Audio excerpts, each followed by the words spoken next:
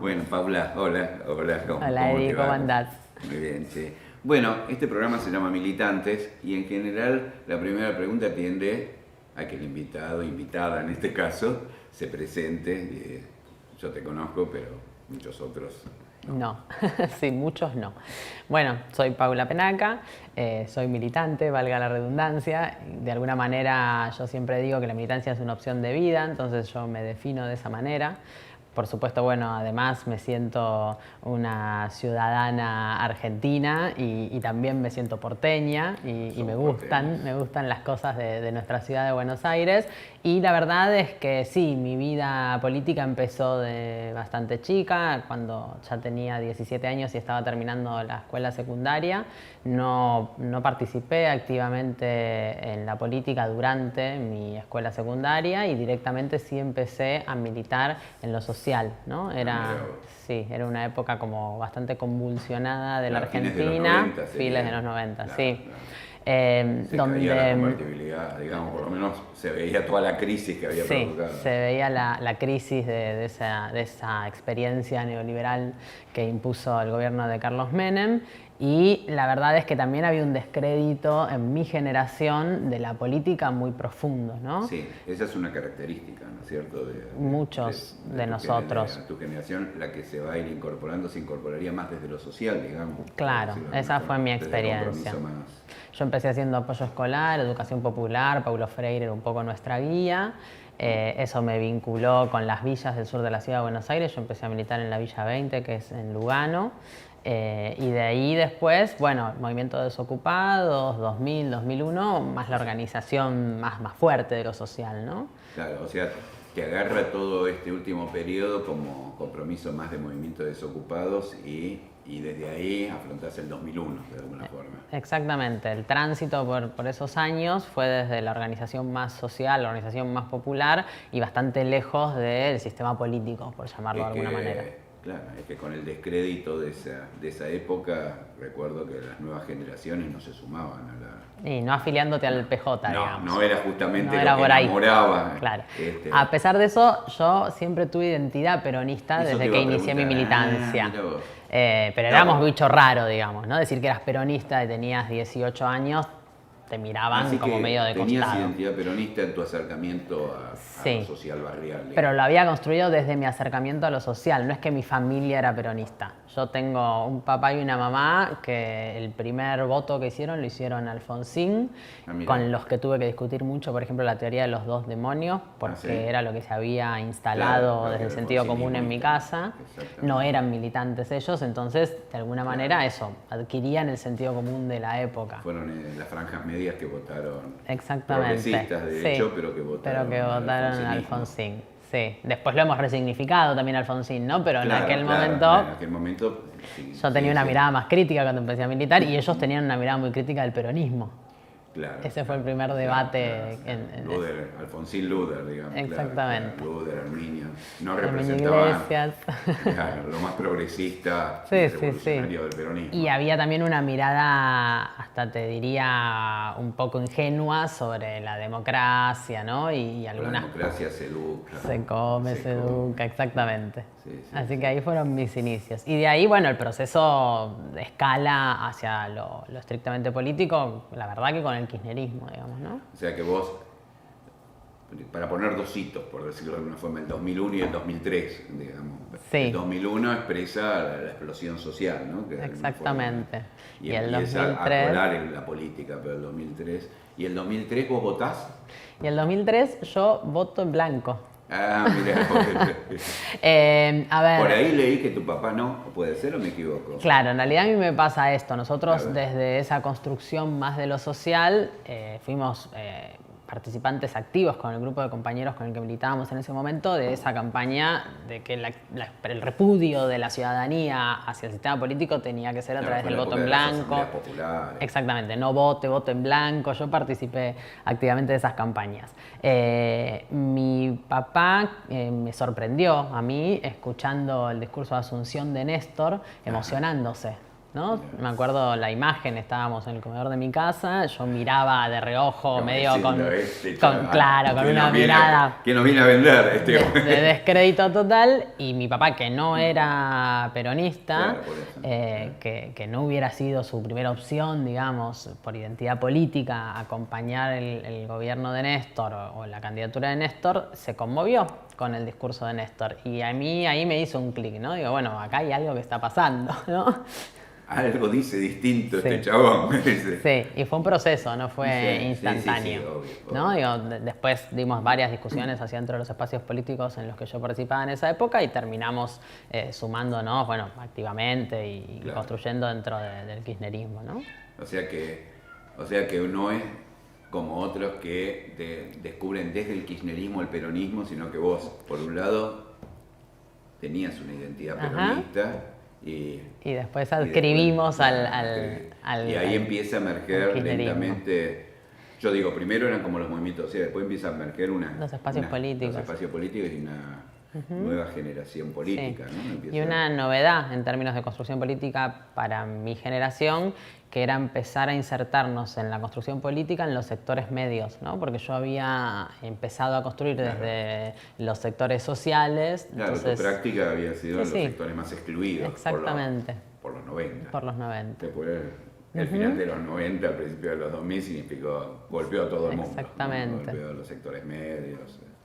Claro, sí, sin claro. duda, pero de todas maneras los sectores medios eran más reacios a la organización Todo, política, obvio, de todas obvio, maneras, ¿no? obvio. Había expresiones, digamos, destellos de organización como fueron los cacerolazos Los caceros, del 19 y el 20, pero digamos, todavía había, ¿no? Ahí se da un fenómeno particular que Sí, es de esto decepción, ¿no? de decepción grande y te acordás, ¿no? Piquete y Cacerola, la lucha es una sola, ¿no? Pero Fue un fenómeno raro, ¿no? Después, en general, las clases medias tienden más bien a querer parecerse a las clases altas y no a identificarse con los sectores populares, ¿no? Sobre todo en las grandes ciudades como esta. Pero sí, con el kirchnerismo, para mí y para muchos de mi generación, significó también el desafío de empezar a hacer construcción política con los sectores medios y con los sectores juveniles, ¿no? Sobre todo. Y bueno, Vos, tu militancia en general fue más bien barrial, territorial o sur de la ciudad, siempre. Sur de la ciudad. Sí, siempre. Hasta, ya te digo, que con un proceso de desarrollo de la construcción política en el kirchnerismo empezamos a sentirnos hasta desbordados, te diría, de pibes y pibas de sectores medios que querían participar políticamente y nos empezó a pasar, por ejemplo, tener que abrir una unidad básica en Recoleta. ¿no? Una Inesperado, cosa totalmente. que no hubiera sucedido nunca No, antes del claro, kirchnerismo en lo la que se ciudad. da en un proceso de irrupción y de cambio. Exactamente. Militaste siempre en Capital. Sí, en realidad tuve experiencias en el conurbano, Ajá. porque bueno, en algún momento que éramos muy pocos los que militábamos, asumíamos tareas de desarrollo territorial en otros barrios, así que yo he militado en Florencio Varela, en Alejandro Korn, digamos, en lugares del conurbano que que quizás no estaba tan arraigada porque no vivía ahí, digamos, pero que sí iba a dar una mano para generar la organización inicial, por lo menos.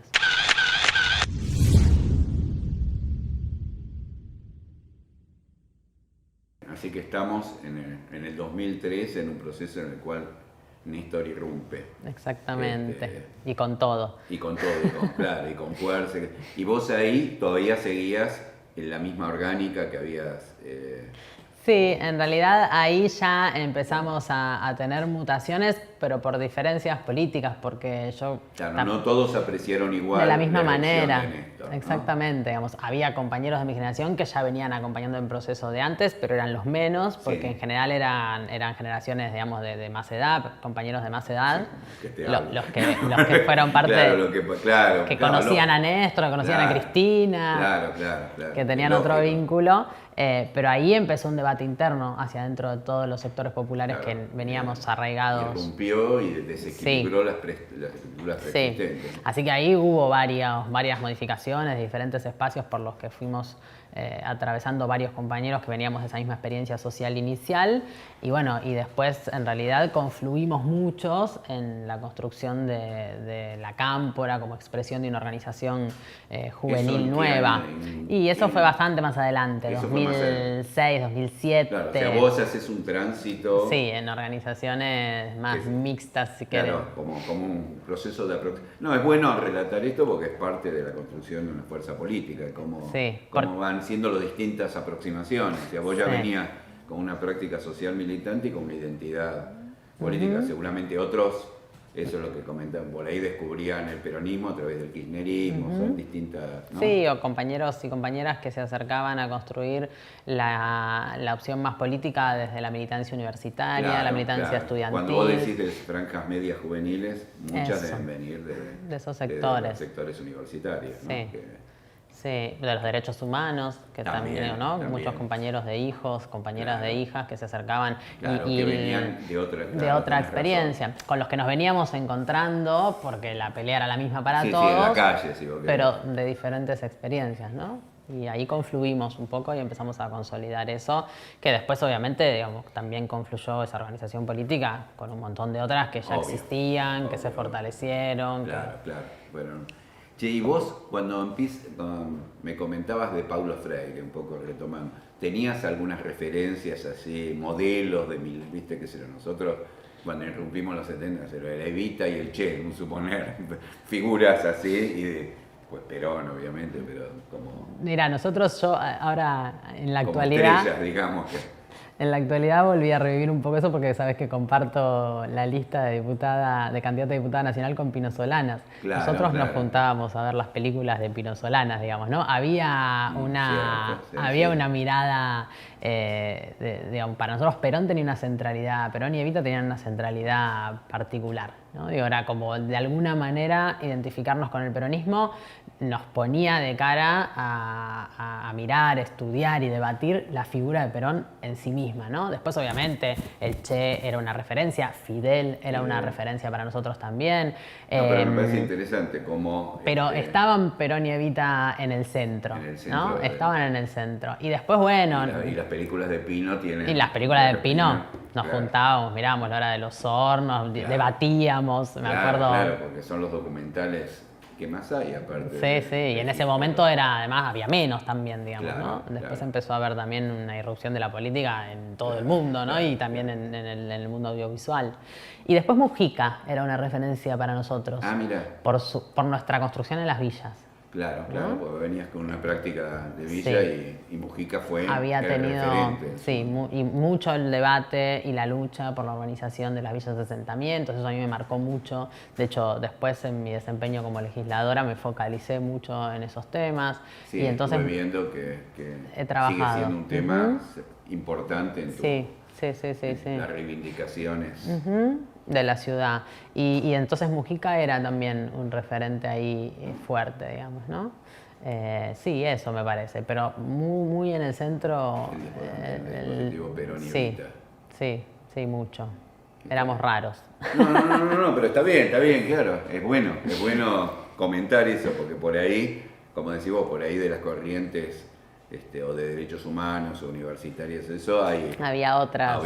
Claro, otros focos, otras luminarias, otras estrellas. Sí, Cuba siempre igual fue también una referencia fuerte, digamos, ¿no? Sin duda, porque había incluso puntos de contacto. Pero bueno, venía por ahí la mano. Y vos, a partir de ahí estamos en el 2000, en otro hito, de alguna forma, para mí, me parece a mí, que empieza a aparecer, que es el conflicto con las patronales agrarias, ¿no? Ya Néstor habiendo gobernado con el triunfo de Cristina, ya ahí sos parte de... Sí, ese es un hito importante. Digo, para que aparezca otra vertiente, otra corriente de jóvenes que se suman a la política, me parece que... Sí, ese momento y la muerte de Néstor, ¿no? Con más...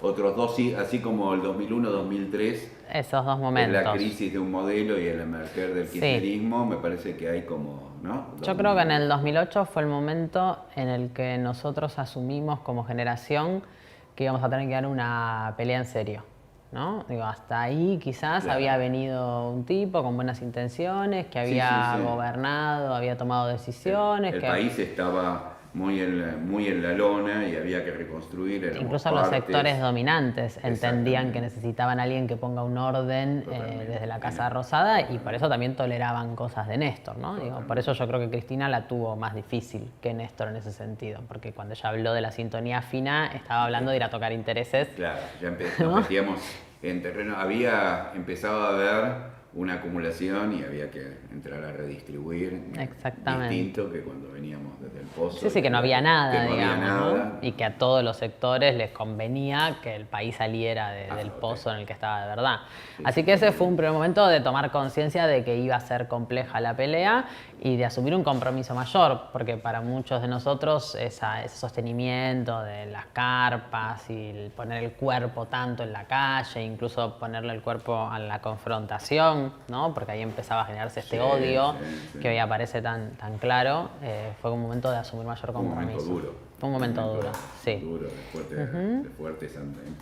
Yo diría que empezaron a profundizar antagonismos que vienen, porque un poco que vienen de la tradición, ¿no? de nuestra historia y que con este discurso de la grieta parece como si se la inventaron ahora. De golpe apareció cuando en realidad son conflictos históricos y el peronismo, antiperonismo, el irigoyenismo, los caudillos federales, parece que hay toda una...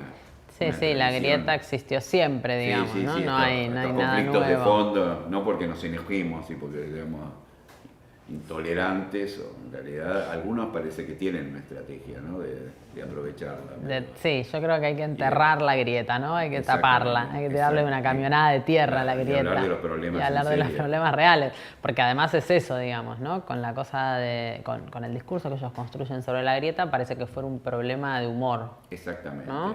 O de forma. De carácter o de forma. Exactamente. Y no tiene que ver con eso, ¿no? Tiene que ver con qué intereses se defienden cuando uno tiene el resorte de poder, ¿no? Y si se intenta transformar eso que históricamente ha sido el beneficio de unos pocos para construir a partir de la redistribución y a partir de un montón de medidas económicas que realmente son las que han molestado a esos sectores de poder, pero a partir de esas medidas construir un poco más de equidad. Y ahí es donde, digamos, los que están del otro lado de la grieta la cavan más profunda para intentar que no se les arrebate ninguno de los beneficios que históricamente están acostumbrados a percibir, ¿no? Totalmente. Y vos a partir de, bueno, y viene también la muerte de Néstor, ¿no? Un poco lo que vos marcaste antes, me parece que ese es otro hito. Sí, y un momento además muy difícil porque era contradictorio, ¿no? Por un lado teníamos una masividad que nunca habíamos esperado tener, teníamos una responsabilidad de incorporar a la política o de darle espacio a un montón de jóvenes que querían incorporarse a la política, y por otro lado había una desazón y una incertidumbre de que no se sabía bien, ¿no?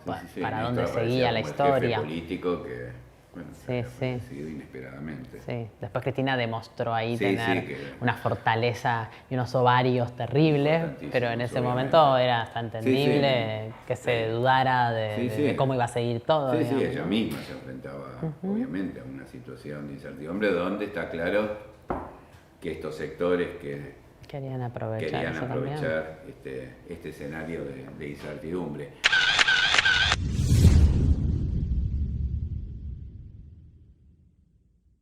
¿Y cuándo empezás a tener funciones en el Estado? Yo empiezo, en realidad mi primer trabajo en el Estado fue en el gobierno de la Ciudad de Buenos Aires, pero era trabajadora de un programa que se llamaba en ese momento el Equipo Móvil, y que eran grupos de pibes y pibas, profesionales de diferentes áreas sociales, que trabajábamos con ranchadas de pibes y pibas en situación de calle. Fue un programa que surgió en el gobierno de Tellerman, fue cortito, digamos, fue durante ese año, que sigue existiendo hoy en día. Sí, está obviamente desfinanciado, ¿no? Estas cosas como que... gran parte de los programas que tienen compromisos sociales.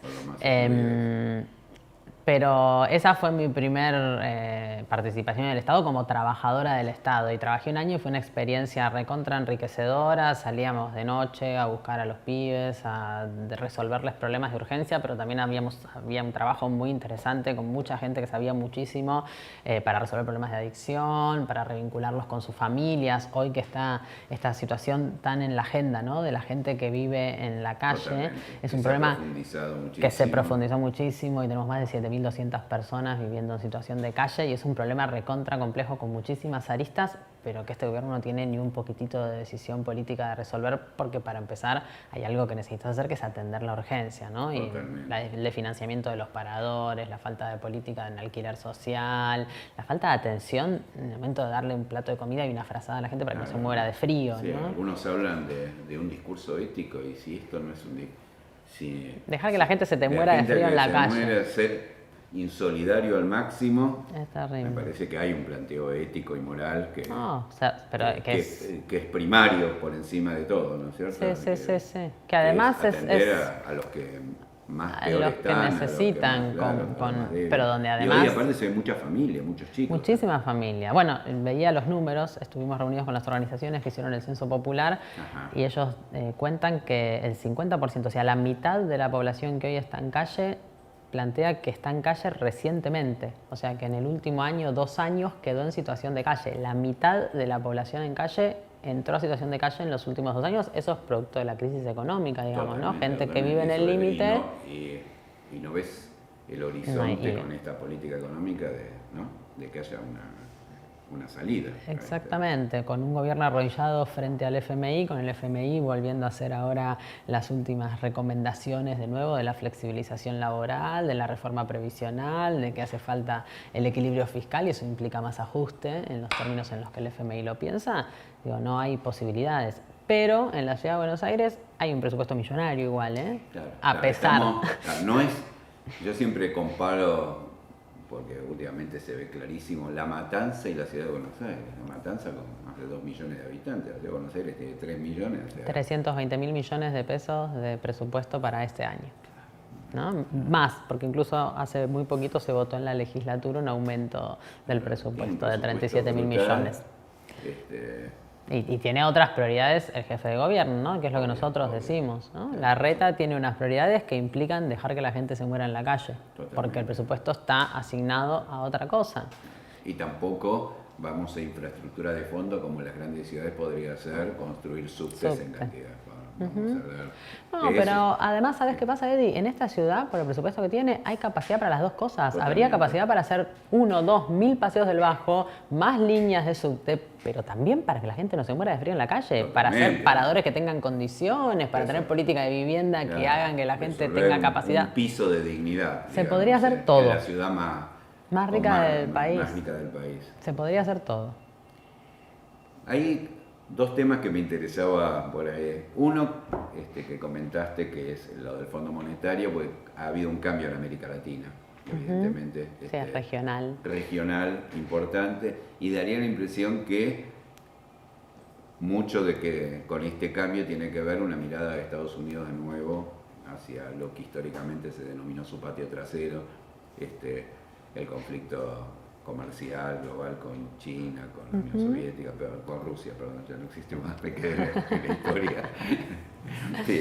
pero bueno, ahí hay un tema que me parece que incide fuertemente y que me interesaba ver qué mirada tenía ese respecto. Sí, me parece que además de un proyecto económico que hace que Estados Unidos, en función de su conflicto con el resto de los grandes países, de las grandes potencias mundiales, empiece a ver a nuestros países como mercados a reconquistar o volver a imponerse en nuestros mercados, digamos, porque si vinieran a conquistarnos, en términos de conquista tampoco es muy amable pensarlo, pero bueno, quizás no sería tan violento. Pero digo, me parece que además de haber un proyecto económico, de nuevo, de Estados Unidos hacia nuestros países, también lo que se impone acompañando ese proyecto económico, y es lo que posibilita que el proyecto económico termine triunfando en esta región, es un proyecto cultural, digamos, ¿no? Y ahí es donde el neoliberalismo tiene mucha capacidad de imponerse.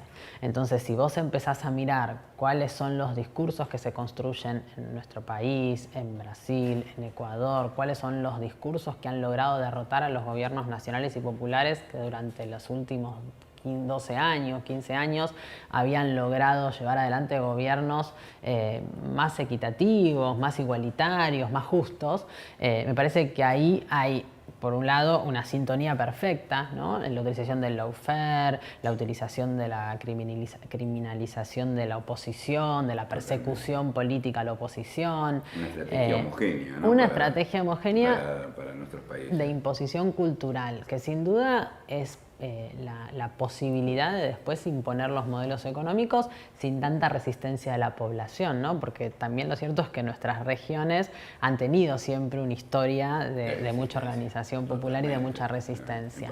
Y que en nuestro país, sin duda, con un diferencial en relación al resto, pero que en todos los países, en Bolivia, en Brasil, en Ecuador, en este último tiempo, además se vieron fortalecidos por gobiernos populares que acompañaron la organización, ¿no? De los pueblos y que han asignado derechos y que además han generado conciencia, probablemente no toda la necesaria, pero se han generado conciencia para que los pueblos defiendan también esos derechos, ¿no? El discurso de Cristina en su despedida en la Plaza de Mayo es bien claro en ese sentido, ¿no? No vienen por mí, vienen por ustedes.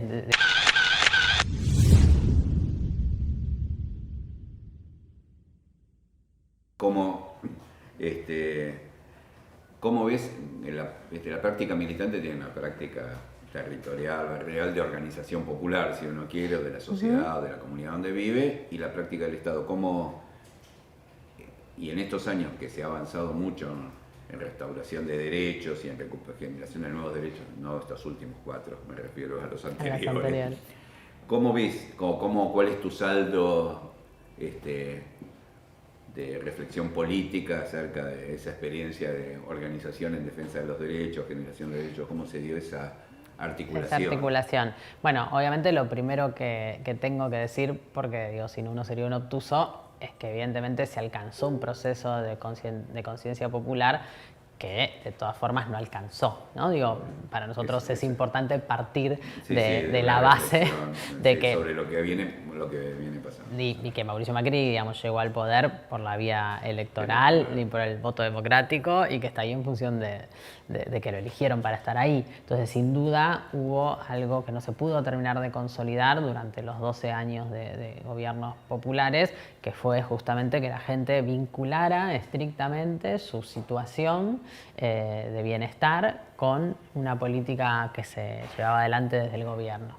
Y me parece que en eso siempre los proyectos neoliberales son muy efectivos, ¿no? La oligarquía es muy efectiva, la derecha es muy efectiva en esto de disociar, ¿no? Desde el discurso del individualismo, del discurso meritocrático, dejar instalado en la sociedad que las cosas que salen bien son por la capacidad propia. Siempre culpa del otro, en este caso del Estado. Es siempre culpa del otro, del Estado y de los otros que se construyen como enemigos, ¿no? Porque en la ciudad de Buenos Aires ese discurso es burdo y se ve muy claro, ¿no? La cosa del inmigrante, por ejemplo, en la ciudad, ¿no? Hay una búsqueda de construcción del enemigo constante, ¿no? Con el otro, el delincuente. O como vos dijiste en un momento, de tratar de distanciarte, que nunca ascienda mucho el que está abajo. Porque me va a sacar a mí. Social. Porque se va a llevar lo que es para mí.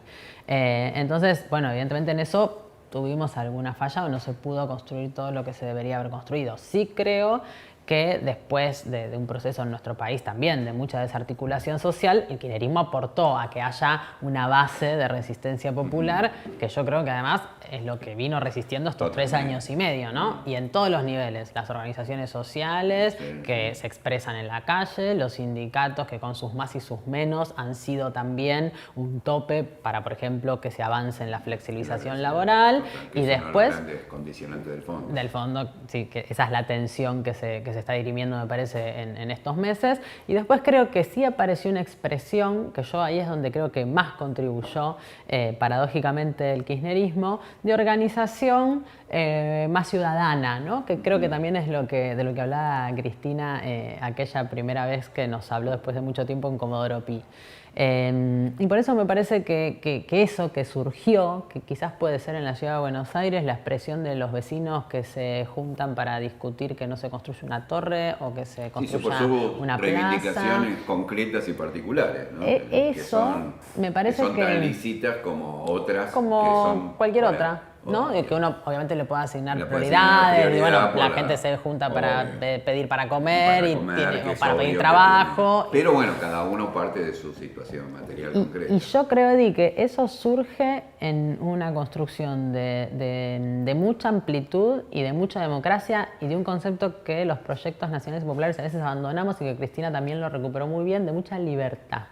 Y yo creo que esa libertad, que es un concepto difícil para nosotros, porque lo vinculamos al liberalismo, porque nos parece... Y porque aparte ellos, retomando lo que vos dijiste, yo creo que ellos manipulan con esto de libertad versus derechos de los más excluidos, versus igualdad, digamos. Exactamente. Pero o sociedades más equitativas, si vos querés. Pero no son contrapuestos, ¿no? No, entonces, no deberían de serlo. Esa mayor libertad yo creo que propició que haya otros sectores que se sientan con capacidad de organizarse y al mismo tiempo la percepción de los sectores medios de que el kirchnerismo les cooptaba la libertad o les coartaba la libertad fue una de las cosas que hizo que no volvieran a elegirnos en términos de proyecto político, ¿no? Ahí tenemos como... Ellos siguen manipulando con esto, porque hoy llegan a decir puede estar en riesgo la democracia. Bueno, acordate con la ley de servicios de comunicación audiovisual, ¿no? ¿Cómo se construía ese discurso? Cómo se construyó el discurso de restricción de libertades y después ellos manipulando, ¿no? Brutal, ¿no? El mercado y... Cómo concentraron las voces en estos últimos 3 años y medio. Y se han ¿no? apagado muchísimas voces. Sí. Acá que estamos en una voz comunitaria y de alguna forma alternativa, me parece que eso es lo que se ha restringido. Y por resistencia han surgido estos espacios, ¿no? Exactamente. Sí, me parece una buena reflexión acerca de, sobre todo de cómo darle canal político y de participación a todo. Porque lo difícil es después, claro, estas articulaciones, estas reivindicaciones en una sociedad tan segmentada. ¿Qué opinas vos? Me parece que es difícil. Y sobre todo en una campaña electoral hay que pensarlo muy bien. Claro, yo a veces pienso, mi generación nació en los 60, los 70, una sociedad mucho más homogénea. La época de la sociedad industrial, donde el que estaba al lado era mucho más parecido a vos. Hoy en una sociedad mucho más fragmentada, más segmentada. Los planteos político-electorales tienen que trabajar mucho sobre eso. Sí, son más complejos. Más complejos. Y además aparecen herramientas como cualquiera de las herramientas que nos da las nuevas tecnologías que hacen también, digamos, que haya como más capacidad todavía de diversificar, ¿no? a la sociedad. Estamos saturados. Sí. Por la comunicación es el nombre de la época. Y ya no hay nada que unifique. El otro día pensaba, los pibes más jóvenes y los niños y las niñas no miran más la tele. Exacto. Miran YouTube, eligen qué cosa puntual, lo que les gusta, lo que quieren, lo piden desde muy chiquitos, ¿no? Hasta eso ha cambiado. Nosotros, cuando yo era chica, todos los pibes que iban a la escuela a la tarde, al mediodía miraban Las Manos Mágicas, por ejemplo, ¿no? Mira, estoy hablando de una antigüedad, y todos mirábamos eso y llegábamos a la escuela medio formateados, pero bueno, ahora ni siquiera pasa eso. Me parece que es un desafío grande también, ¿no? Y sobre todo en las grandes ciudades.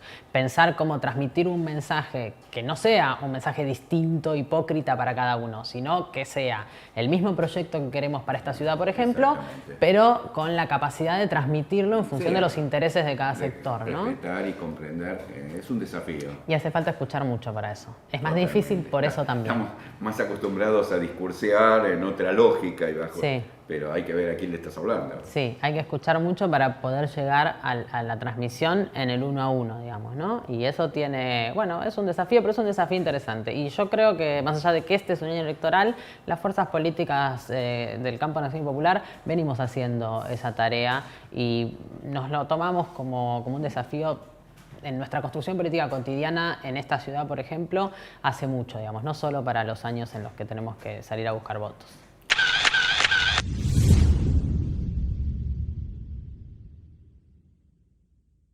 decir una obviedad, vos sos mujer, pero el feminismo y la irrupción en estos años ha sido muy importante. Bueno, ¿cómo ves esa experiencia? ¿Cómo ves desde tu práctica política, de tu práctica territorial o barrial, que tienen sus matices por los sectores sociales a los cuales, bueno, como veníamos hablando?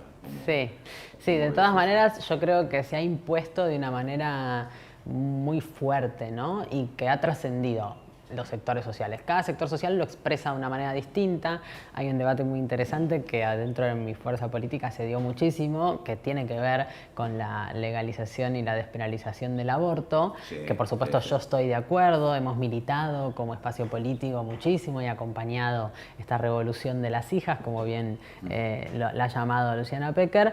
Pero también es cierto que eso ha sido un punto de quiebre porque en los barrios populares la aceptación del aborto no estaba, digamos, no era tan sencilla como en otros sectores, como en los sectores medios. Pero sí me parece que a pesar de esas sutilezas, digamos, que por supuesto todas son respetables y que de eso se trata. La fuerza política tiene que dar cuenta del conjunto, exactamente, más allá de la posición individual de cada uno de nosotros. Sí me parece que el feminismo, como el protagonismo de las mujeres, como la capacidad de las mujeres de percibirnos como sujetos de derechos, porque yo creo que en definitiva tiene que ver con eso, digamos, ¿no? Me parece que eso sí se impuso y fue transversal, y vos lo vivís en un barrio popular donde ha crecido muchísimo la denuncia de las mujeres por violencia o los reclamos de cuota alimentaria a los padres, que en otro momento quizás no existía. Ahí se cruzan mucho más la situación social y la situación de género que obviamente en otras franjas. Y en los pibes más jóvenes, que hoy vos los ves, las pibas más jovencitas que también entienden y plantean que hay una desigualdad, por ejemplo, a la hora de salir a buscar trabajo. Hoy tenemos un nivel de desocupación juvenil altísimo, pero siempre es más alto en las mujeres. Hoy leía unas cifras, creo que 18% en los varones, 23% en las mujeres.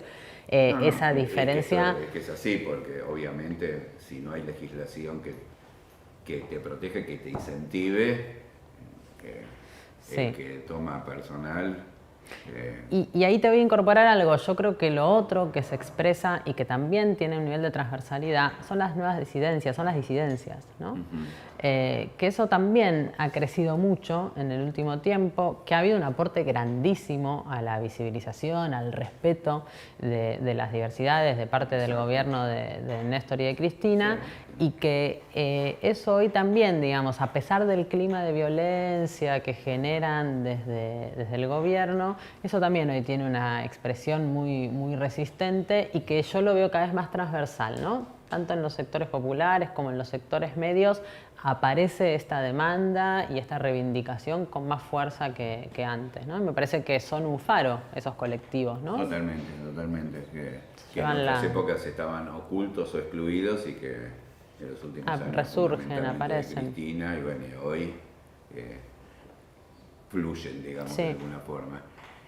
El movimiento feminista, lo que sí me parece que, como muchos de estos movimientos que hablaba, lo difícil a veces es cómo eso, desde las prácticas militantes o políticas, se pueden ir ensamblando en un proyecto de futuro, ¿no es cierto?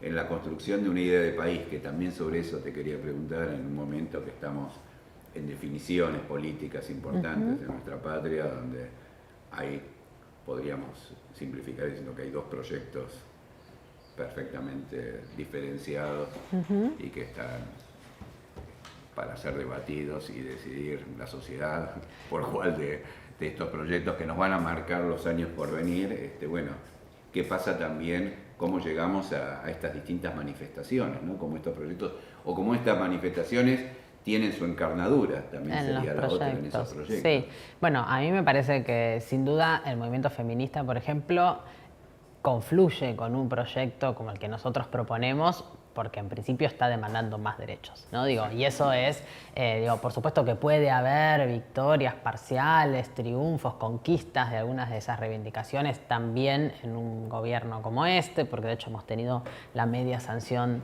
del proyecto de interrupción voluntaria del embarazo. Así es. Pero es cierto que en un contexto donde el Estado acompaña, donde el proyecto político propone en general la conquista de nuevos derechos, es más posible que esas reivindicaciones se concreten. Entonces, en primer término, creo que la confluencia ahí es natural, digamos, ¿no?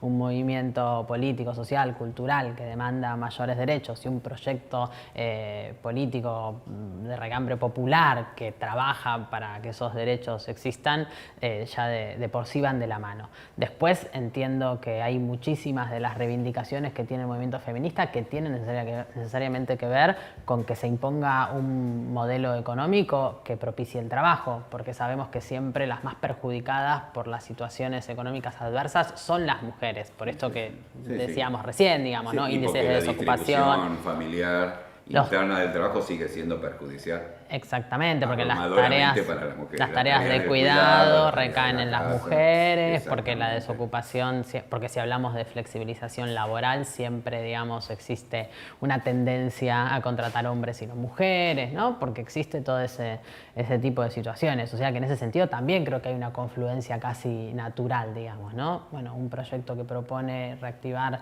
la industria, generar trabajo, inyectar plata en el bolsillo de los argentinos y las argentinas para reactivar el consumo interno y ese círculo virtuoso que viene después, es un proyecto que sin duda puede integrar mejor las demandas de las mujeres que cualquier otro proyecto de ajuste como el que estamos viviendo hoy. Así que a mí me parece que de alguna forma, en todos los aspectos, un proyecto como el nuestro que propone ampliar la salud pública y uno que elimina el Ministerio de Salud. Digo, en todos los aspectos me parece que hay... de lo más simbólico, queda claro... Hay una confluencia casi... ¿Dónde se están dispuestos a poner los recursos? Hay una confluencia casi natural. Y después hay algo que sí no va a suceder naturalmente y que hay que hacerlo y que hay que trabajarlo y que implica el compromiso de todos y cada uno de nosotros, que es que las fuerzas políticas que conducen ese proyecto sean fuerzas políticas con dirigentes políticos y dirigentes políticas dispuestos a abordar y aportar a esa revolución del feminismo, ¿no? A quitarse de encima las prácticas machistas, a quitarse de encima las prácticas patriarcales, que eso seguro no va a pasar, salvo que haya una estricta voluntad política y mucho tesón y mucha fortaleza de parte de las mujeres, que creo que vienen demostrando que la tienen, ¿no? Que la tenemos. Totalmente. Bueno, yo pensaba mientras hablabas que en el peronismo histórico, digámoslo así, se abre las puertas fundamentalmente al protagonismo de los trabajadores, no solamente en las movilizaciones, en el Estado, en las listas. Bueno, y acá, de alguna forma, en los 70 fue, si se quiere, la expresión de la juventud, eso, si no lo podría.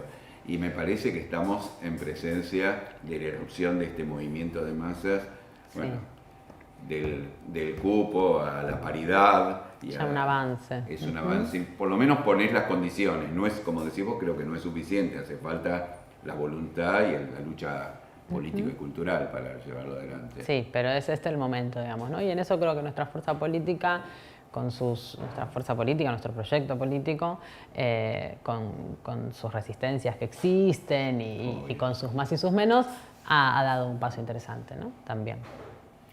Bueno, ahora lo que resta es que esa fuerza política se corone y que seamos capaces, ¿no?, de construir una sociedad mejor. Sí, yo creo que dimos un primer paso importante porque sin una herramienta contundente no podíamos ni haber empezado a dar la discusión, ¿no? Y la construcción de un frente amplio en unidad con un montón de sectores que en definitiva tenemos un mismo objetivo, que es terminar con el gobierno de Mauricio Macri, no porque tengamos un problema personal con Mauricio Macri, sino porque entendemos el daño que eso le está ocasionando a nuestro pueblo. Creo que ese es el primer paso importante que dimos y la verdad es que estoy convencida de que tenemos la capacidad de que un montón de sectores de la población que se enojaron con nosotros por las cosas que hicimos mal, pero también porque le mintieron mucho y le prometieron cosas que no se cumplieron, en vez de frustrarse y quedarse enojado en su casa, que es lo que le propone este gobierno, agarren esa pequeña lucecita de esperanza y voten en función de la defensa de sus intereses, ¿no? Y esa opción sin duda es la opción que representan Alberto y Cristina. Es un buen redondeo, ¿no es cierto? Bueno, Paula, me alegro de la charla, la verdad que ya nos conocíamos, pero... Nos conocimos un poquito más. Pero nos conocimos un poquito más y encontré una militante con mucha polenta y mucho compromiso. Bueno, Eddie, muchas gracias. Gracias Nos volvemos a ver.